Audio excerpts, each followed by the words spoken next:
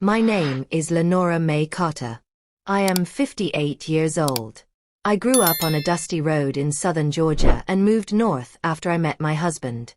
I worked 35 years as a nurse at a small hospital in Ohio. I paid my bills on time. I raised my children with rules and stories at night. I took care of my mother when she got sick. I saved a little in a pension and lived modestly so that when my bones grew tired I could breathe without worrying about money. I am the kind of woman who believes in doing right and in being steady. I am the kind of woman who thought love could be counted like coins in a jar. Before we begin, if this story moves you, please like this video, subscribe to the channel, and turn on the notifications button so you will not miss the next chapter. Drop in the comments which part of the country you are watching from. Tell me your city or town so I know who is with me on this road. Your support means I can keep telling stories like this for people who need to hear them. The night it happened, I sat at my kitchen table surrounded by envelopes. They were the neat, steady kind of envelopes that come in retirement. Social Security statement. A letter from the pension plan. A note about a small annuity I had tucked away for emergencies. I had already penciled in how I would pay for a safer place for myself when the doctor told me I needed help climbing stairs. I had been planning for a small assisted living apartment close to the river where the setting sun makes the water look like gold. I had been planning to leave my last home to my grandchildren so they could always have a place to come back to. I had been planning to continue helping my daughter until she stood on her own feet. I had not planned on the morning my daughter would tell me she wanted me dead. Kenyatta came in that morning with her bag still on her shoulder like she had somewhere better to be. Her hair was a tight crown, as always.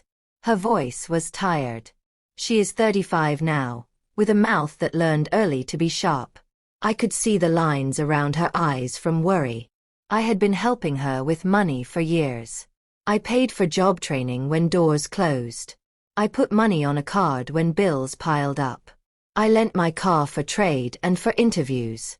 I put my name on a loan once to keep her house from slipping away. Many nights I stayed awake paying one bill and promising to handle the next. I thought all that love would be enough. We argued that day about small things. Where she left the keys. Her late rent. The way she spoke to her young son. She slammed a cupboard door and scoffed at my advice like I was an old broadcast from a station that no one listens to anymore. Then she said it plain, like a verdict. The best gift would be if you just died. Her words landed like a stone in a glass bowl. The sound did not seem big at first, but the bowl cracked and it kept ringing. I told her I loved her. I told her people say ugly things when they are tired and hungry. I told her I would help make things better. But she stared at me like I was the problem, not the person who had been standing in the kitchen in the dark each time she needed a hand. She rolled her eyes and pushed past me, out the door, as though she was leaving a museum of things she did not want to look at anymore. I sat with the envelopes until the sun went down. I thought about the years I had worked, the shifts I covered, the nights I sat with strangers and their last breaths and felt the hum of life leave the room. I had always planned my money cautiously. I had a small account for an assisted living deposit. I had been setting aside a little for my granddaughter Nia so she could go to a good college. I had a fund meant to help Kenyatta start over if she ever needed a fresh start. That fund was not big. It was not glamorous. It was full of afternoons where I skipped lunch to save $10 and of quiet Christmas gifts bought with change. I took the phone with trembling hands. The number I dialed belonged to the trust office at the bank. Mrs. Carter Trust, I said. I want to make a change. I am older now and I can make my own choices. The woman on the line asked for my account number and then the question came that made my hands go cold. Who were the beneficiaries? She asked. I told her the names. My daughter Kenyatta. Nia my granddaughter. And a small remainder to the house that would go to the family when I was gone. I heard the printer in the background. I could hear the polite breathing of a person who hears many lives pass through on the other end. I cancelled the funding for Kenyatta right there. I redirected the little monthly deposit meant for her into a small savings account for Nia and into the assisted living deposit. I left one small quarterly check for Kenyatta to cover emergencies, but I closed the door on the steady stream she had grown to expect. It felt terrible like breaking a dish, and it felt righteous like slamming a door on someone who keeps kicking it open. Some people will say I was cruel. Some will say I had a duty to keep helping. I thought about all of that as I watched the numbers change on the screen. I pictured the coins in the jar being moved into new boxes.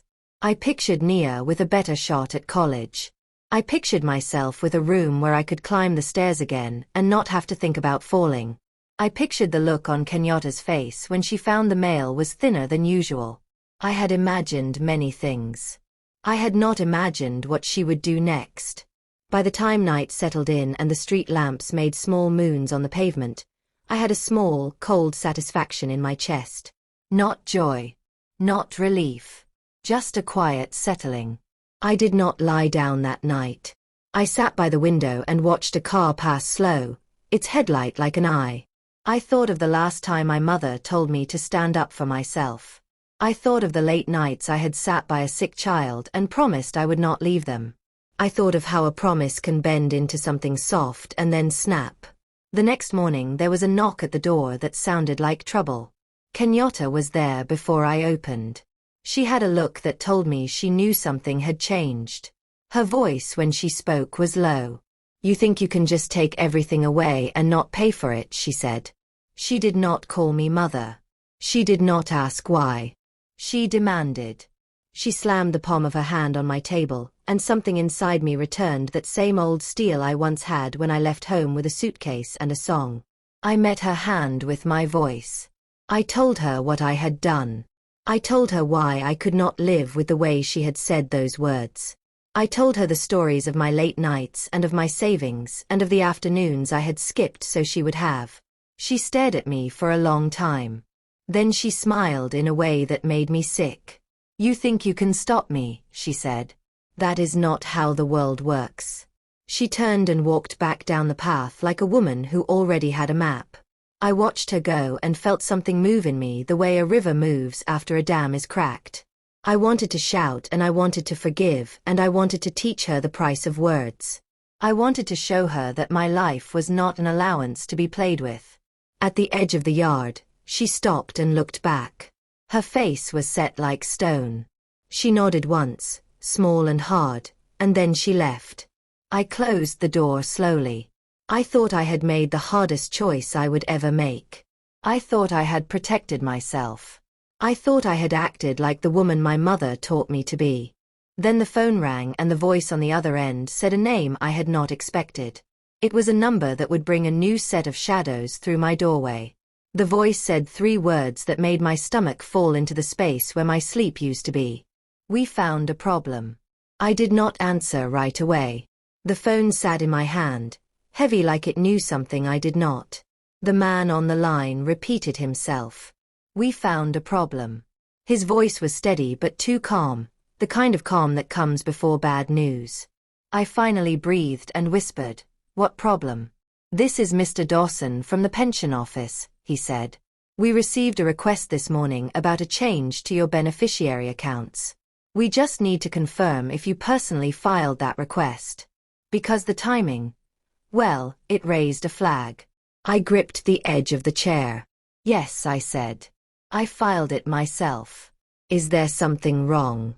There was a pause so long I could hear the hum of my refrigerator from the kitchen. Then he said quietly, "Someone tried to undo the changes less than an hour after you made them." The room tilted. "Undo them how they would need my ID, my signatures, my security answers." "We received a digital request for access to your account," he said. "With your full name, your date of birth, and your social security number." I closed my eyes. I could see Kenyatta's face. That strange smile she gave me when she stood at the edge of the yard. A smile that did not belong to the child I raised. The air in the room grew too tight. "Did the request go through?" I asked. "No," he said. "Your account is locked for protection until we speak with you. But we need you to come in and verify everything in person."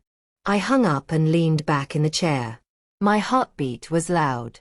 I swallowed hard and felt the truth settle in my bones. My daughter had not just been angry. She had come prepared. She wanted my money and she wanted it now. And she was willing to cross a line that no child should ever cross. I wish I could say I cried right then. I did not. I sat still for a long time, listening to the ticking of the clock on the wall. My mother used to say that silence can tell you everything you need to know. That morning, silence told me my daughter was capable of more harm than I had ever imagined. I got dressed and drove to the pension office. The building sat next to a small park where children played. I watched them for a moment. Little legs running, laughter jumping from one to another. I wondered when the laughter left my child. Inside, the office was cool and smelled like paper and old carpet. A woman with soft eyes guided me to Mr. Dawson's desk. He was younger than I expected. His face looked tired, like he had seen too many families fall apart over money. "Mrs. Carter," he said gently, "I want you to confirm these security questions so we can keep your account safe." He slid a tablet toward me. The questions appeared one by one. Name of your childhood best friend. Name of the street your first home was on. City where your mother was born. I answered each one with steady fingers.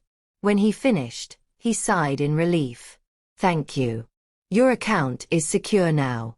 "But Mrs. Carter," he leaned forward, "whoever tried to access your account knew almost everything about you." I nodded. I knew exactly who knew everything about me. On the drive home, I kept one hand on the wheel and one hand pressed against my chest. I passed old houses with peeling paint and yards full of autumn leaves. I passed the small grocery store where I used to take Kenyatta to pick out lollipops after church. I passed the corner where she had her first school fight and cried into my arms. I passed the road where she once held my hand tight, laughing at the way my old car rattled like pots and pans. Every memory hurt. When I pulled into my driveway, I noticed something strange. The mailbox was open. Not half open. Wide open, like someone had pulled it fast and walked away. Inside were 2 envelopes. Both ripped. Both empty. My heart sank. Someone had taken my mail. Someone had been watching closely, waiting for a chance. I looked around. The street was quiet. Too quiet. A bird moved across a branch, and even that sound felt sharp. I went inside and locked the door behind me. It felt like the first time in years I had to lock out someone I loved. I checked the house. The back door. The windows. The bedroom.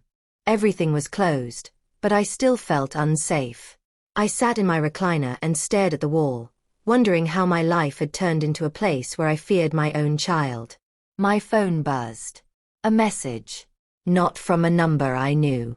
It was private. No name. It read, "You really made the wrong choice." My throat closed. My hands shook. Another message followed before I could breathe. "You think you can cut me off and still sleep at night, watch me." I felt the fear move through me slow and cold. She was angry, but this was not just anger. This was a warning. A promise. I tried calling her, but the phone rang twice and went straight to voicemail. Her voice came through the speaker cheerful and bright, like the woman she used to be. "Leave a message and I'll get back to you." But I knew she would not. Not today. Not for a long time. As evening settled in, I made tea but could not drink it. My hands were too shaky. I sat at the table, staring at my own reflection in the window. I did not see the woman who raised 2 children. I did not see the nurse who held hands of the dying. I did not see the woman who saved every spare dollar. I saw someone who had been pushed to the edge of her own life. And then, in the quiet, I realized something.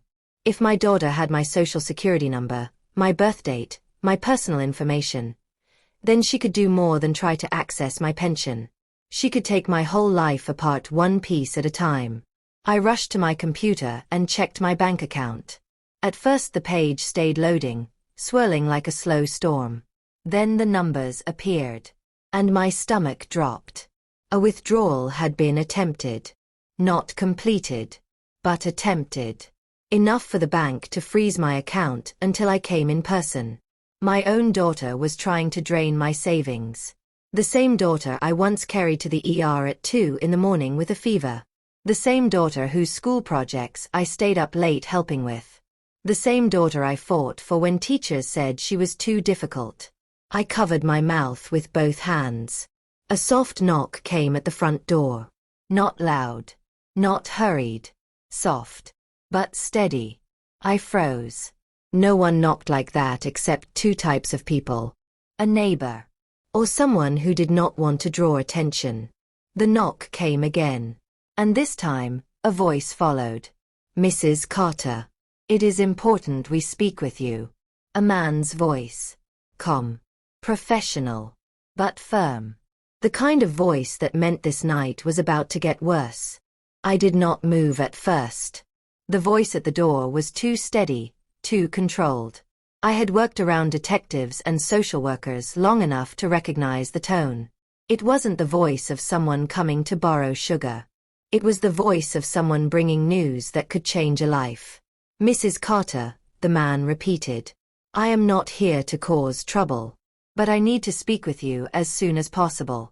I stood slowly, my knees stiff from fear and age. I walked to the door but did not open it yet. I kept the chain locked and pressed my palm against the wood. Who is it? I asked. This is Officer Holden with the County Sheriff's Department. I need to speak with you regarding a welfare concern filed this afternoon. A welfare concern. My heart skipped. Had someone called the police on me? Who would they think I was harming someone? Was this connected to the bank issues to my daughter? I unhooked the chain and cracked the door open, letting only my eyes show. Officer Holden stood on my porch, tall and broad, with a sheriff badge clipped to his belt and a notebook in his hand. His uniform shirt was too tight at the sleeves, like he was built by cutting wood for a living. His face was serious but not harsh. Mrs. Carter, he said gently. Are you alone in this home tonight? Yes, I answered. Why? He nodded slowly. We received a call stating you were in danger. That you were confused. That you might harm yourself or had fallen and could not get up. My breath snagged in my throat. Someone had called a false welfare check on me. And only one person I knew would weaponize the police like that. My daughter. Officer Holden studied my face. Are you hurt? Are you in distress tonight? I stood straighter. Sir, I am fine. I am completely fine. Do you mind if I take a quick look inside? It's standard for these calls. I hesitated. Not because I feared him. I feared what this meant. I opened the door wider, letting him in. He stepped inside and scanned the living room, the small kitchen, the hallway leading toward my bedroom. Everything was quiet. No signs of trouble. Nothing broken. Nothing out of place except my trembling hands. You sure you're all right, ma'am? He asked again. I nodded. Yes. But I believe someone called you to cause trouble, not to help. He wrote something in his notebook. Do you know who that might be? I swallowed. My daughter and I had an argument. She might be upset, but I did not think she'd go this far. He nodded like he had heard this story many times. Family can be complicated. But I need to make something very clear.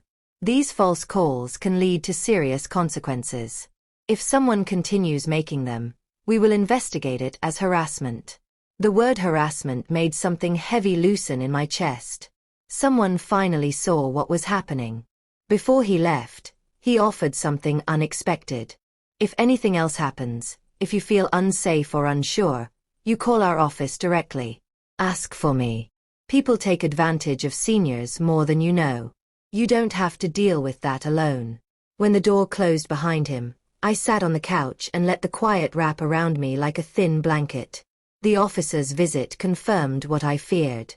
My daughter was escalating. She went from angry words to financial attempts to impersonation to calling the police on me. And I knew my mother's old saying was about to prove true. What begins in fire rarely ends in water. I tried calling Kenyatta again. Straight to voicemail. I tried texting. No answer. I typed and deleted messages, trying to find words that weren't soaked in fear.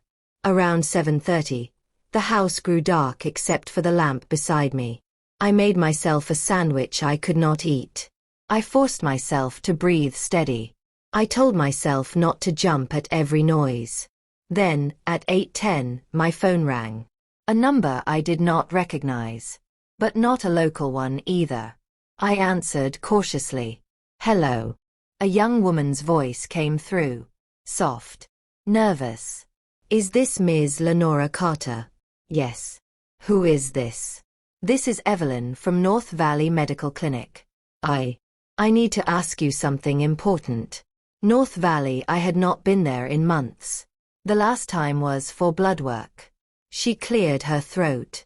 "Ma'am, we received a verification request today. Someone attempted to change your emergency contact and primary caregiver records." My heart slammed. "Who did they change it to?" I asked. Silence. "Ma'am, the name submitted was your daughter's. But the problem is, the request did not match your signature. And the person tried to use an expired ID, claiming you lost your memory and needed someone else to handle your medical decisions." I felt the room tilt again. My daughter was trying to take control of my life. Not just my money. My medical power. My identity. She wanted the legal right to speak for me. "Ma'am," Evelyn continued, "I flagged the request and reported it to the state. This is elder fraud. But I called you personally because I was worried. Someone who does this, they might try again." I held the phone tight. "Thank you," I whispered. I hung up and stared into the dim living room. My daughter wasn't hurting me out of anger anymore. She was trying to erase me piece by piece until she owned everything. I stood and went to the kitchen drawer where I kept old papers. Birth certificates. Marriage license. My power of attorney form. A will I never finished updating. These things felt suddenly too fragile, like paper could be torn out of my life if someone got close enough. I stayed awake until almost midnight, checking the windows, checking the locks, checking my phone. At 12:23, I heard a car engine outside. Not passing. Stopping. Right in front of my house. Headlights washed through my curtains. I peeked carefully. A silver sedan. The same kind my daughter's new boyfriend drove. My stomach tightened. Voices outside. Too low for me to understand. Two shadows moved across my lawn like they had every right to be there. Then one of them came up the walkway. Slowly. Deliberately. He stopped at my front door. He leaned in close. And slid something under it. A paper. A note. A warning. I waited until the car drove away and the street fell silent again. My shaking fingers picked up the folded paper. Inside were 4 handwritten words. "This is just beginning." I sank into the chair. My lungs felt too tight to breathe. My home no longer felt like mine. My life no longer felt protected. I realized something then. Something painful. Something clear. If I stayed here, if I kept standing still, my daughter would strip away everything I had built. Bit by bit. Until I was nothing but a signature she could forge. I would have to fight. Not with anger. Not with shouting. But with plans. With choices. With the quiet strength of a woman who had survived far worse storms. So I gathered the papers. My ID. My bank statements. My pension documents. I slid them into a folder. And then I reached for my phone. I dialed a number I had not called in years. A number belonging to a person who once told me, "If you ever need help, even after all this time, you call me." The phone rang once. Twice. 3 times. Then a familiar voice answered. "Lenora, is that really you?" "Yes," I whispered. "I need help." The voice on the other end grew serious. "Tell me what happened." I took a breath. It all started when my daughter told me the best gift would be if I just died. The voice on the other end of the phone belonged to someone I had once trusted more than family. His name was Royston Hale. A man I had not spoken to in almost 20 years. We met back when I worked in the county hospital. He was a social worker then, tall and patient, with a calm voice that could settle a storm. He was the kind of man who watched people closely, not to judge them, but to understand them. After my divorce, he was the only person who checked on me without asking for anything. But life pulled us in different directions. I raised children. He moved to another city. And years passed, full of noise and work and forgetting. Now his voice sounded older, deeper, but still steady. The kind of voice you want near you when danger feels close. "Lenora," he said, slow and firm. "I need you to breathe. Start from the beginning. Tell me everything." I told him. About the argument. The words my daughter threw at me like stones. The pension changes. The attempted access. The stolen mail. The text messages. The police welfare check. The medical clinic call. The car outside. The note under my door. I expected him to gasp or interrupt. He didn't. He listened quietly, the way he used to listen to frightened patients. When I finished, he exhaled long and low. "This is serious, Lenora. Very serious. What your daughter is doing. That is the start of a pattern we see in elder exploitation cases. It escalates fast. And if you don't act now, she could trap you legally, financially, even medically." A small tear rolled down my cheek. Never in my worst dreams did I imagine hearing those words about my own child. "What do?" I whispered. "You need to leave that house tonight."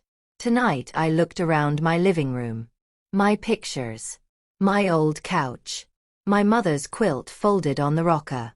"Leave my home tonight." "Why wouldn't that mean she wins?" "No," he said firmly. "Leaving means you take control before she does. You cannot fight danger from inside a house where someone knows your every step. You need distance so you can think clearly." "Where do I go?" "I'm in Dayton now," he said. 2 hours away. I have a spare room. It's safe. And more important, I know lawyers who work with seniors going through this. I'll help you piece everything together before your daughter does something irreversible." My hands trembled. Leaving my home. My life. At my age. Because my child had turned into someone I barely recognized. "I don't know if I can do that," I whispered. "You can," he said softly. "And you must. At least for now. You need a place where no one knows your schedule, your routines, your habits. You need a pause before this gets worse." I hesitated. Then another knock echoed through the house.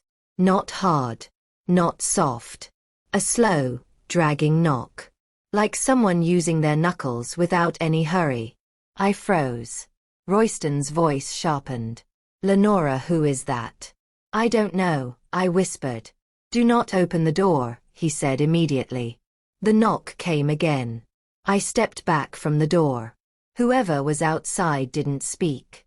They just kept knocking, slow, steady, like they had all night. Royston spoke again, voice low. "Lenora, go to your bedroom. Pack one bag. Just essentials. Clothes. Medications. Documents. And take your phone with you. Don't hang up." My heart pounded as I moved quietly through the house. I could hear the knock still echoing in the hallway. My hands shook as I grabbed my folder of documents, the one I had filled earlier that night. I packed clothes, toiletries, my blood pressure medication, and my mother's old quilt. I couldn't leave that behind. The knock stopped. Silence. Then footsteps moved away from the door. I peeked through the blinds. The silver sedan was back. But this time, no one got out. They just sat there. Lights off.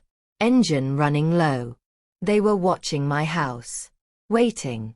Royston heard my breath quicken. "They're outside, aren't they?" "Yes," I whispered. "Then you cannot stay there. Not another hour." I zipped my bag. My legs felt weak, but I forced myself forward. Fear had become a shadow walking right behind me, breathing on my neck. "Okay," I said softly. "I'll go." "Good," he replied.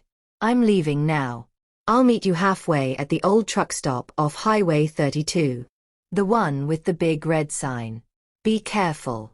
Do not speak to them. Do not open your door if they try to force anything. Just leave quietly.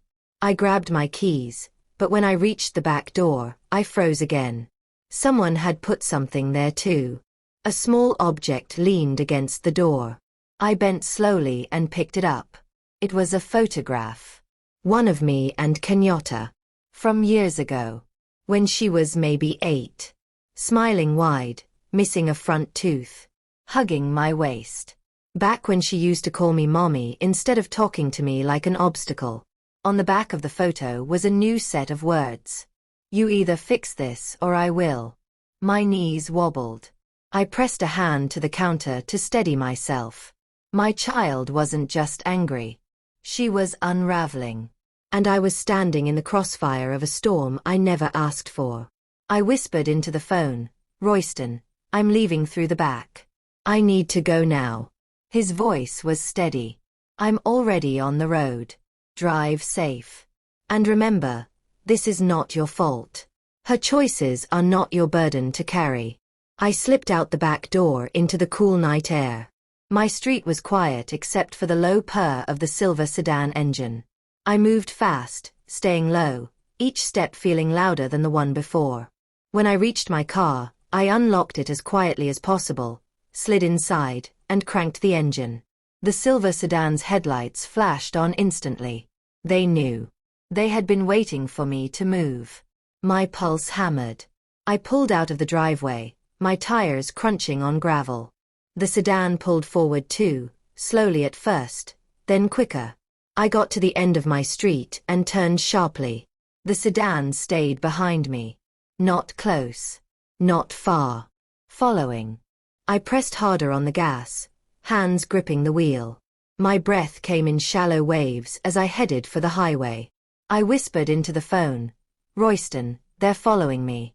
His voice turned into steel. Listen to me. Keep driving. Do not stop. Do not pull over.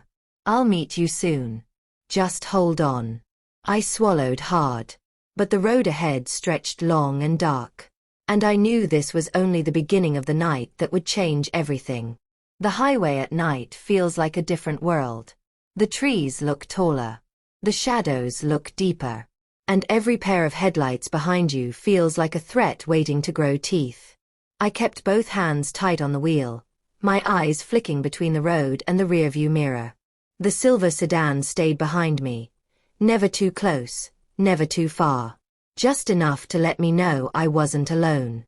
Royston's voice stayed steady in my ear through the phone's speaker. Lenora, you're doing good. Stay on Highway 32. I'm about 20 minutes ahead of you.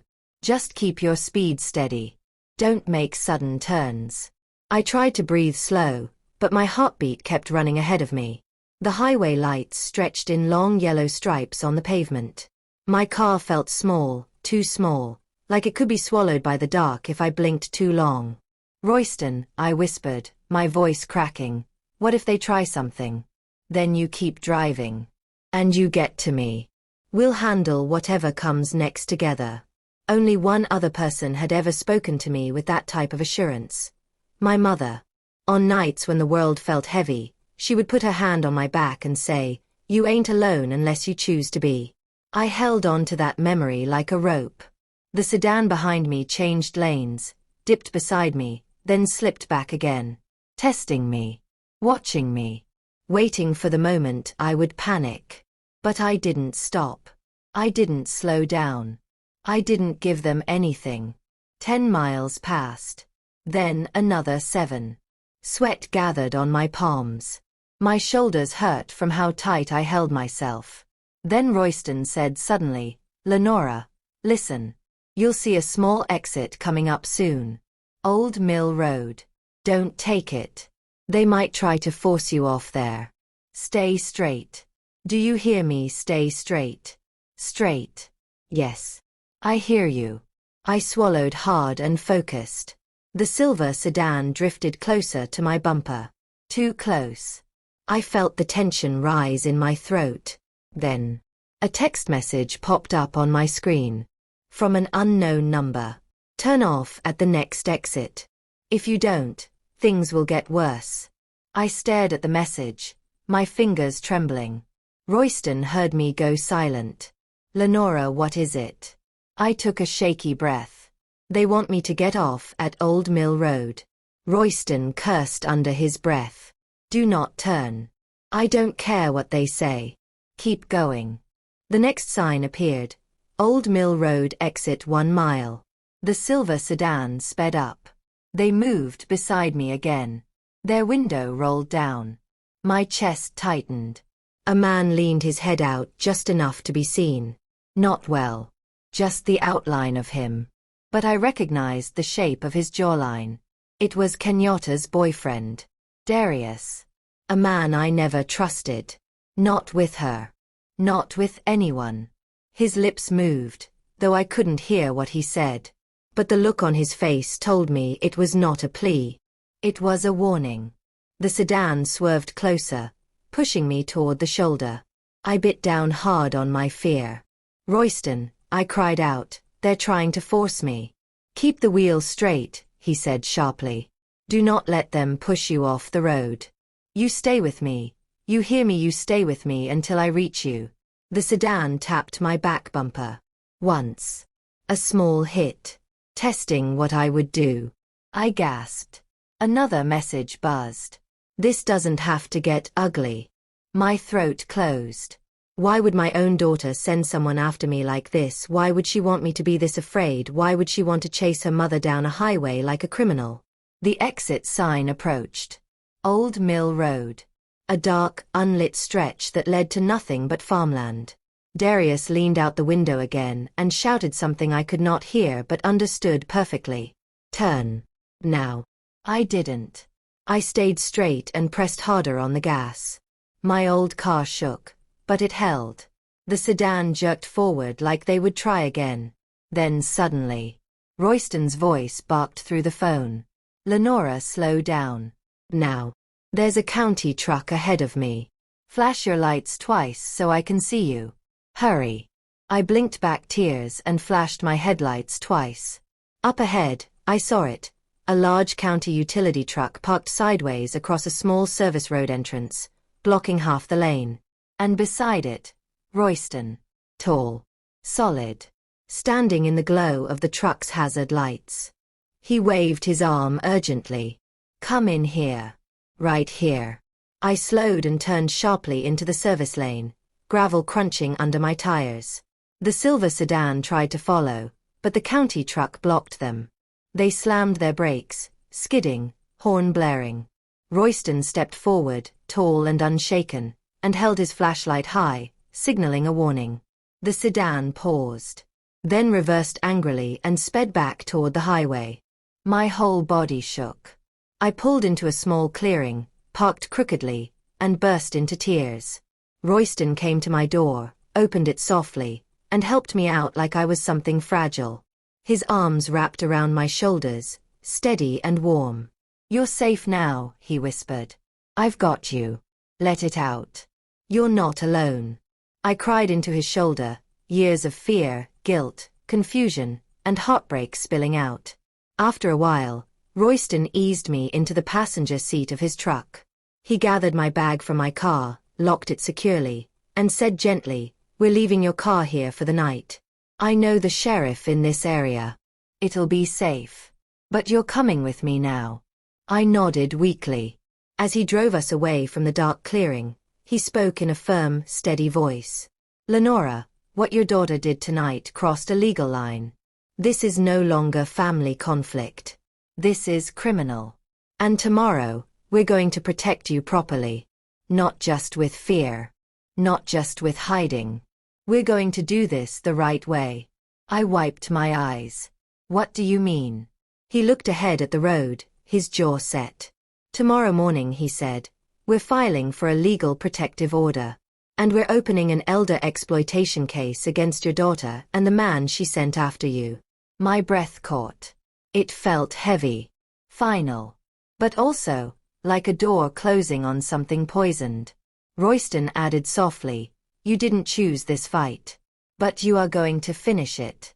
We drove deeper into the night, toward his home in Dayton. But I knew the real dawn was coming.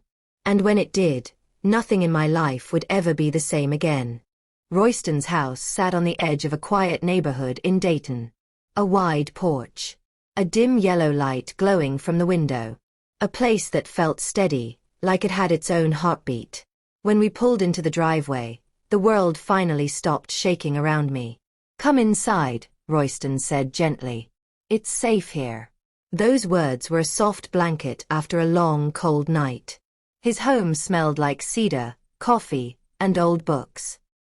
He had photographs on the mantel, children he had counseled, awards from the county, a picture of his late sister who died too young. Everything in the house felt lived in but calm. Like nothing dangerous could get past the walls. He led me to the spare room.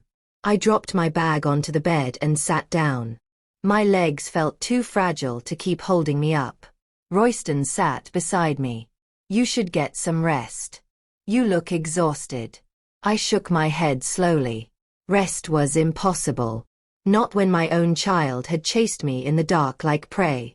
Royston saw the fear in my eyes. "Lenora, what your daughter is doing isn't about you failing her. It isn't about you being a bad mother.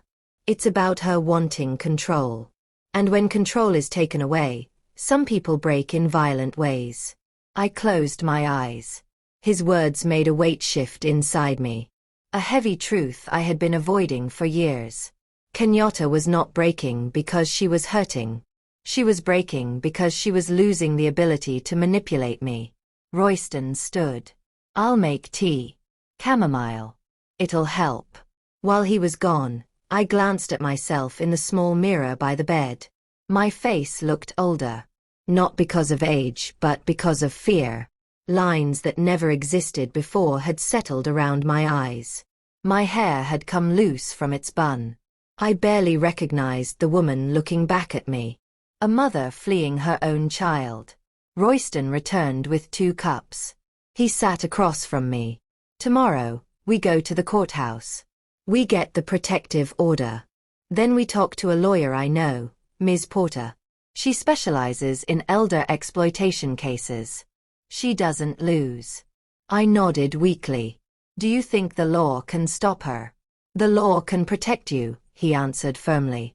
"And you need that protection now more than ever." I sipped the tea. Warm. Soothing. But it did nothing to quiet the storm inside my chest. Royston leaned forward slightly, his voice dropping to a gentler tone. "Do you want to talk about what happened between you and Kenyatta years ago? The hurt didn't start last week." I took a deep breath. Memories began to gather like clouds. "No, it didn't," I whispered. "It started long before." He waited patiently. I looked down at my trembling hands. When her father left, he didn't just walk out on me. He walked out on her. And she blamed me for it. I was the one who stayed. The one who worked. The one who sacrificed everything. But children don't understand that. They look for someone to blame. Royston nodded. "And she chose you." "Yes." And as she got older, that blame changed shape. When she lost jobs, she blamed me. When she got in trouble, she blamed me. When she couldn't hold on to relationships, she blamed me. I spent years trying to fix something that wasn't mine to fix. Royston's voice softened. "You tried to love her into being whole." I swallowed the lump in my throat. But love didn't fix her. It only gave her more room to harm me. Silence settled between us. A deep, painful silence. Royston finally spoke. "Tomorrow will be hard. But you won't face it alone." I whispered, "Thank you." He nodded and stood. "Try to sleep, Lenora. I'll be in the next room if you need anything." When he closed the door, the quiet became louder. The night felt too big, too deep. I lay in the bed and stared at the ceiling. My thoughts spun like a wheel that would not slow down. Around 3 in the morning, I drifted into a thin, fragile sleep. But I didn't stay asleep long. I woke to the sound of a phone buzzing somewhere. Not mine. Royston's. Footsteps moved quickly through the house. I sat up, heart pounding. Then a deep, urgent knock rattled the front door. I froze. Royston appeared in my doorway, his face tense. "Lenora, don't panic. But you need to come with me." "What's happening?" I whispered. He held out his phone. A message was displayed on the screen. From someone I never expected. It was from my granddaughter, Nia. "Grandma, please answer me. Mom is losing it. She left the house screaming your name. She said she's going to find you before morning. I'm scared. Please call me." My breath vanished. Royston grabbed my arm gently. "Lenora, we need to go. Right now." Before I could move, the knocking grew louder, no longer patient. No longer polite. A man's voice followed. "Open the door. We know she's in there." My blood turned cold. Royston whispered urgently, "Get your shoes. We're leaving through the back." Then, another voice. One I recognized. A voice that once called me mother. "Open this door right now. Kenyatta." She had found me. I felt my knees weaken. Royston steadied me. "Lenora, move. Now." We ran quietly to the back of the house. Royston opened the back door, guiding me out into the cold night air. But before we reached his truck, a shadow stepped out from behind the neighbor's fence. "Darius." He smiled slowly.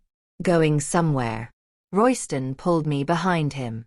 His voice dropped into a low, dangerous tone I had never heard before. "You need to back away. Right now." Darius stepped closer. "Not without her." More footsteps approached from the front yard. Kenyatta's voice edged closer, sharp and furious. "Mama, you better show yourself right now." Royston whispered, "Go to the truck. Lock yourself inside. I'll handle this." I took one step back. But another car pulled up fast behind Royston's truck, blocking our way out. My breath caught. We were trapped. Surrounded. And my own child, the one I brought into this world with love, was now hunting me under the cold moonlight. The cold night air pressed against my skin as everything around me tightened like a closing fist. Royston moved fast, stepping in front of me, his shoulders squared, his voice low and unshaking. "Stay behind me, Lenora. Do you hear me? Stay right behind me." But it was already too late for calm. Darius stood in the shadows with that cold smirk stretched across his face. And from the front yard, Kenyatta's footsteps cracked against the pavement like broken glass. "Mama, I know you're back here." Her voice didn't sound like the child I raised. It sounded like someone cornered by her own desperation. Royston leaned close to me and whispered, "We need to move fast. We can't let them separate us. Stay on my left side. Do not break away." I nodded, though my legs felt like they belonged to someone much older than me. Darius stepped forward again, his voice low. "Let's not make this difficult. She just needs to come with us for a conversation." A conversation. No conversation starts with chasing someone across state lines and blocking their car in the middle of the night. Royston didn't flinch. "You two need to leave right now. This is my property. You have no right to be here." "I'm calling the police." "Go ahead," Darius said. "Call who you want. We'll be gone before they get here." Before Royston could respond, Kenyatta appeared from the left side of the house. She looked wild. Her hair tangled. Her eyes swollen. Her voice trembling but sharp like blade edges. "Mama, why did you run from me?" The sadness in her voice almost pierced me. Almost. But behind that trembling tone was something darker, something unpredictable. I swallowed. "Kenyatta, baby, listen to me." "No."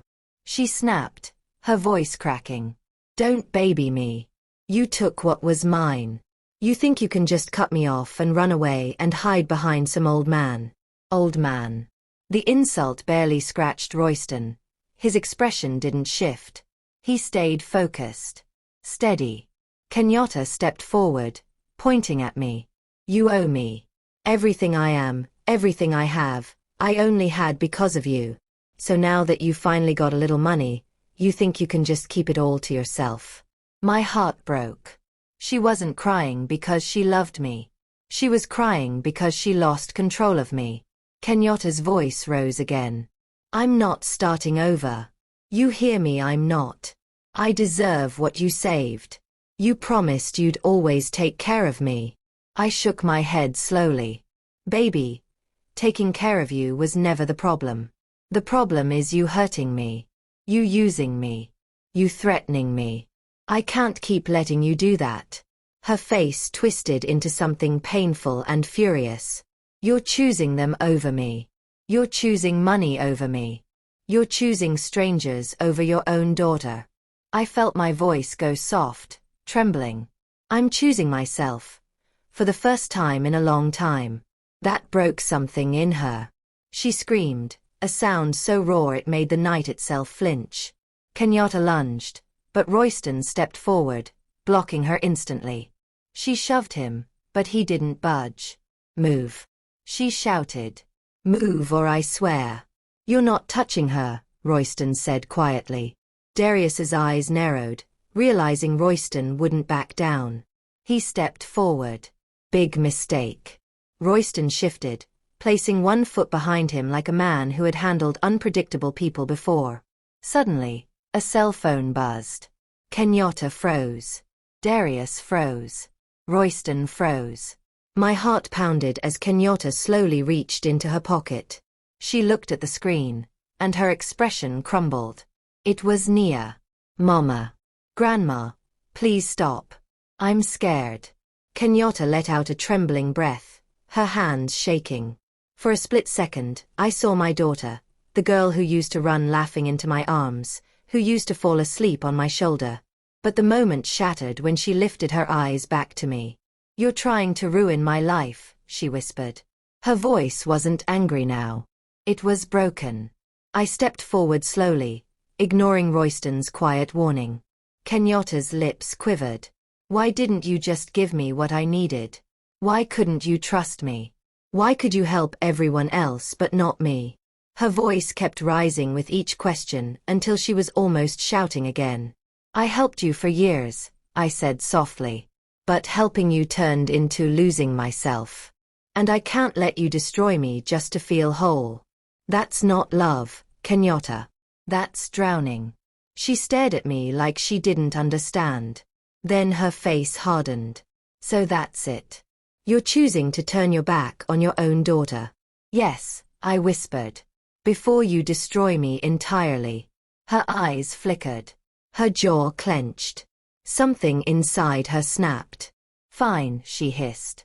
Then you don't get to walk away clean. Darius stepped forward again. Royston braced himself. But before anything else could happen, red and blue lights flashed across the yard. A police car screeched into the driveway. Another pulled up behind it. Someone must have called them already. Or maybe Royston's earlier message finally reached the sheriff's office. Either way, the yard exploded with commands. Step back. Hands where we can see them. Darius lifted his hands immediately. Kenyatta froze, her chest rising and falling in ragged breaths. Two officers came forward, separating them from us. Royston held onto my arm, steadying me. I could barely stand. My knees wobbled like they were made of water. One officer approached me. Ma'am, are you all right? Did they threaten you? I opened my mouth, but grief cracked my voice. Royston answered for me. Yes. She's safe now. But she needs protection. Kenyatta's voice suddenly rose behind us. Mama. Mama, don't let them take me. I didn't do anything. Mama. Her voice split the air. Pain. Anger. Pleading. It cut through me like a jagged knife. For a moment, I turned. Our eyes met. For the first time in years, she looked like she wanted her mother. But I knew the truth. She didn't want me. She wanted access to me. To my life. To my money. To my power. One officer gently guided her back as she screamed my name. The night felt heavy. Final. Royston whispered beside me, "This isn't the end. But it's the turning point." He was right. Because the officers weren't just detaining my daughter and her boyfriend. They were about to ask me the most important question of my life. "Mrs. Carter, do you want to press charges?" The breath left my body. Every memory, every hug, every kiss, every bedtime story, every birthday cake, flashed before me. Then the highway chase. The threats. The forged forms. The late-night knocking. The fear. The note under my door. This is just beginning. This was the moment I had to choose. My daughter. Or myself. The officers stood waiting for my answer, their flashlights cutting through the dark like thin white blades. Kenyatta's voice echoed behind them, still calling my name, still demanding, still pleading, still burning with the same wild mix of anger and fear that had chased me across towns. "Mrs. Carter, do you want to press charges?" My whole world hung on that question. My throat tightened. My heart thumped slow and heavy like it was remembering every year I had sacrificed, every job I worked, every bill I paid, every tear I wiped from Kenyatta's cheeks. And now here she was, standing behind police headlights and shadows, looking at me like I was the one who betrayed her. Royston stayed beside me, steady as a wall, his voice low in my ear. "Whatever you choose, make sure you choose for you. Not for guilt. Not for fear. For you. For me." I hadn't chosen myself in decades. I took a trembling breath and finally faced the lead officer. His notepad was ready. His pen was still. I spoke quietly, but my voice didn't shake. "I don't want her in jail. She needs help. Not a prison cell.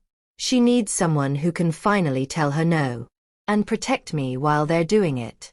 The officer nodded. "We understand."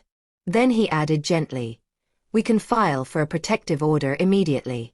And we can open a case with Adult Protective Services and the county investigator. That will create a record, so if she ever tries anything again, we have documentation to protect you." I nodded. "Yes. Do that. I want the protective order. I want the case opened." The officer scribbled, then motioned to the others. Kenyatta and Darius were separated further, their hands cuffed but not roughly. The officers spoke calmly to them. They weren't treating them like criminals. They were treating them like broken people who needed boundaries. As they were escorted to the cars, Kenyatta twisted her head toward me. "Mama. Mama, please. I didn't mean for it to go this far. Don't do this. Don't let them take me." My heart cracked, but didn't shatter. For the first time in my life, I felt the pain, without drowning in it. Royston placed a warm hand on my shoulder. "You did the right thing." After the police cars pulled away, the yard felt too quiet. Too empty. But the air was clearer, like the night had loosened its grip on my lungs. Royston guided me inside. "Sit down. I'll get you some water." But when he returned, he found me staring out the window, tears silent on my cheeks. "She's still my baby," I whispered. "Even after everything. She's still my baby." Royston sat beside me, his voice soft and steady. "Loving her doesn't mean letting her destroy you.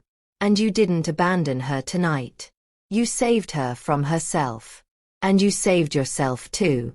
I swallowed hard and finally let out the breath I had been holding for years. The next morning came too quickly. The sun rose pale and gentle over Dayton. Birds chirped like nothing dangerous had happened the night before. But when I woke, I felt changed. Like someone had lifted a weight off my chest. We went straight to the courthouse. Royston drove. His hand rested on the steering wheel, steady as always. Inside, the courthouse smelled like old paper and disinfectant. Ms. Porter, the elder rights attorney Royston knew, met us in the waiting area. She was in her early 40s with sharp eyes and a sharper mind. "Mrs. Carter," she said warmly, "we're going to secure your safety today." She explained everything clearly, the emergency protective order, the long-term protection plan, the financial safeguards, the formal complaint for elder exploitation, and the steps to make sure Kenyatta and anyone connected to her couldn't touch my accounts, my medical information, or my property again. I signed documents with steady hands. I answered questions about what had happened. I told the story truthfully, not with anger, but with clarity. After the last signature, Ms. Porter smiled softly. "You're safe now, Mrs. Carter. Legally, financially, physically. You took your power back." Power. A word I hadn't felt in years. Later that afternoon, Royston took me to a small diner near the courthouse. We sat in a booth by the window. I held my warm cup of tea between my palms. "You know," Royston said, smiling gently, "you were stronger than most people would have been." I shook my head. I didn't feel strong. I felt tired, worn, and heartbroken, but alive and free. When we got back to his house, I stood on the porch, staring out at the quiet street. The world felt different, less frightening, more open. My phone buzzed. It was a message from Nia.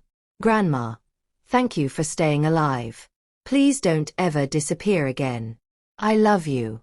Tears stung my eyes. I wrote back, hands shaking with relief. "I'm still here, baby. And I'm not going anywhere." That night, after dinner, I sat on Royston's couch wrapped in my mother's old quilt. The news played softly in the background, but I wasn't listening. My thoughts drifted to what had happened, to everything I survived, and everything still ahead. Royston sat beside me and whispered, "This ending, it's not the end. It's the beginning of you living your life again." But he was wrong about one thing. It wasn't the beginning. It was the reclaiming. For the first time in my life, I chose myself. Not out of selfishness, but out of survival, out of dignity, out of love for the woman I had spent 58 years becoming.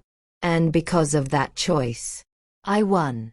Not with revenge, not with cruelty, but with quiet strength. The kind that no one, not even your own child, can take away. If this story touched your heart, make sure you like this video, subscribe, and turn on the notifications button so you don't miss more powerful and emotional stories like this one. And tell me in the comments where you're watching from so I know who has walked this entire journey with me.